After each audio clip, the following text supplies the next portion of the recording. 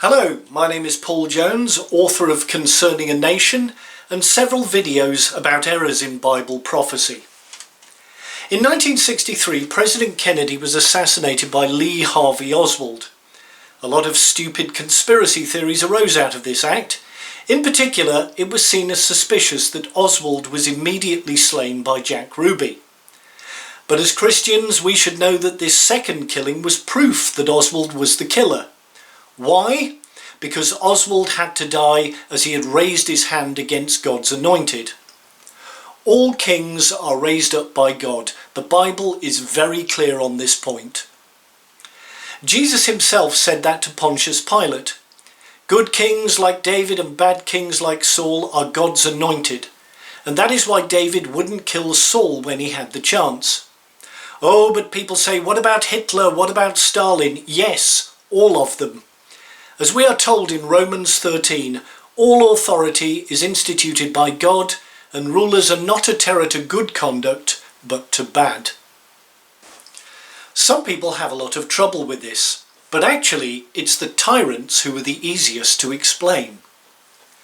If you try to set up a godless communist paradise, for example, you won't get heaven on earth. God will give you a Stalin, and you'll get hell on earth, and you will richly deserve it. Stalin's first victims were his old comrades, the Marxist believers. As for Hitler, read my book and see what his role was. And so, what is all this about Trump being Cyrus? Something to do with Isaiah 45 and the 45th president. Interesting. Now, say Trump's apologists, he may not be the most holy of leaders, but neither was Cyrus. Well, we don't know too much about Cyrus. We don't know, for example, if he was a pathological liar, a cheat, a crook, an adulterer, an immature egotist, a proud ignoramus, and an incompetent fraudster. If he was, then he was very similar to Trump. But the point is that Cyrus could hardly be anything but a pagan, since the Jews were enslaved by pagan empires. There wasn't any Christianity in those days, and Persia was not a country of either Jews or believers. America is still, for the most part, a Christian nation. 240 million Americans name the name of Christ. It seems to me much more likely that if God wanted to save America, he would raise up a leader who was a good Christian. Unless, of course, America's Christians don't deserve anything better than Trump, in which case they should be worried. In the Old Testament, we are told what good kings and bad kings get up to. Good kings walk in the way of God, and bad kings don't. Bad kings encourage the activities of the Sodomites and the false gods and idols. Good kings like Asa did away with the Sodomite prostitutes and the idols in the land. How does Trump measure up here? Here he is introducing gay pride celebrations while he was running for office. And he promoted a campaign to get homosexuality decriminalised around the world once elected. And here he is again, lighting candles to false gods during Diwali. And if you say, well, he has to because he's the president, then I say, where is your big pro-Christian iconoclast who is shaking up the godless system? Now you say Trump is restricted by the Constitution as to what he can do as president. And I reply, well, you could have fooled me. Trump is only prepared to break norms and rules when it benefits himself. Trump has also been compared by some to King David, which in my book is downright sacrilegious. David sinned, but he always humbled himself before God. And we are told in the Bible that he otherwise kept the commandments of God. The Bible distinguishes between Saul and David, between good kings and bad kings. David was a man after God's heart. Saul wasn't. Of course, they both sinned. But there is only one sin that matters here. C.S. Lewis said that pride is the complete anti-God state of mind. You cannot be proud and know God in any way at all. Trump is completely unrepentant, seemingly because he thinks that the rules do not apply to him. And the world looks on in bewilderment when they see that the staunchest supporters of Donald Trump are the biblical Christians, who should be the most horrified at the behaviour of this thrice-married snollygoster. And now we come to Israel, where most of you have got it wrong. Trump recently moved the US Embassy to Jerusalem, and once again the prophecy programs were alive with misunderstood and ill-digested prophetic interpretation. Well, God always gets what he wants. But it's interesting to note that Trump's partner in these things, Benjamin Netanyahu, is going the way of all Trump's friends. If you're a friend of Trump, or an associate of Trump, or employed in his service, or one of his lickspittles, you will go to the wall. All you have to do is stand next to Trump and breathe in the putrefactive and corrupted air that he breathes, and you will be wasted. Meanwhile, in the United States, abortion and sexual deviancy continue to prosper, while Trump has now lost his initial advantage of having 2 houses of Congress. Anything he was going to do, he has done.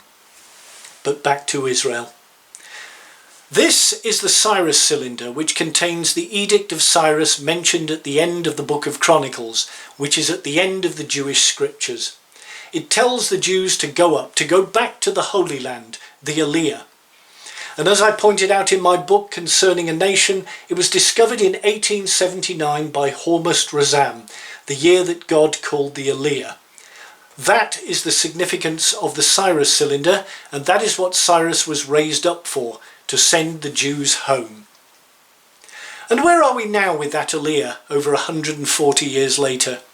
Most Jews still live outside Israel, and most of those live in North America. 6 million nearly in the US and Canada, and they have to go back. And they're proving, well, what does the Bible say? A little stiff-necked and stubborn about it. They're pretty comfortable here. Now, as I say in my other video, Exodus, the Jews only return home for 2 reasons: persecution or economic collapse. Think on that, Christian Zionists of America. Will the Jews return because of economic collapse? Or will America collapse because she loses 5.5 million of her most brilliant citizens? It would be like a national lobotomy. Jews are the lifeblood of a society, and that's really why the Russian economy is so moribund. Russia has lost millions of Jews. And now, as I've explained in my book, America's timeline as the protector of Israel has come to a close. What happens now? When the Nazis came to power in 1933, Protestant churches gave thanks to God for sending somebody to save Germany. Think on that too. In the late 30s, a German general called Fritsch was asked to take part in a putsch to get rid of Hitler. His timeless reply was, "Hitler is Germany's destiny for better or worse, and that destiny will run its course. If he tumbles into the abyss, he will take us all with him. Nothing can be done." Quite a prescient man. 8 times they tried to kill Hitler, and they all failed in miraculous circumstances. They couldn't dislodge him until the time had come and the damage was done. Will they manage to dislodge Trump? Probably not. It's normally his supporters and friends who go to the wall once they're no use to him. So there you have the bald facts. God gives us the leaders we deserve. Donald Trump is what you deserve, and if you don't care what he is, then he is what you are. He is a witness to your questionably selective morality. As for the depravity of the left, Christian civilization has been in decline for 140 years, and you never asked the main question: why are the forces of evil consistently victorious in this age? It would take a greater and more godly leader than Trump to reverse 1.5 centuries of increasing depravity. Perhaps the problem is your own sin. I'm not the first person to point out that everything Trump touches gets destroyed. And now he's got his hands on America, and you think he's been sent to save you. Thank you for watching. Concerning a Nation is published by Lulu. God bless you all.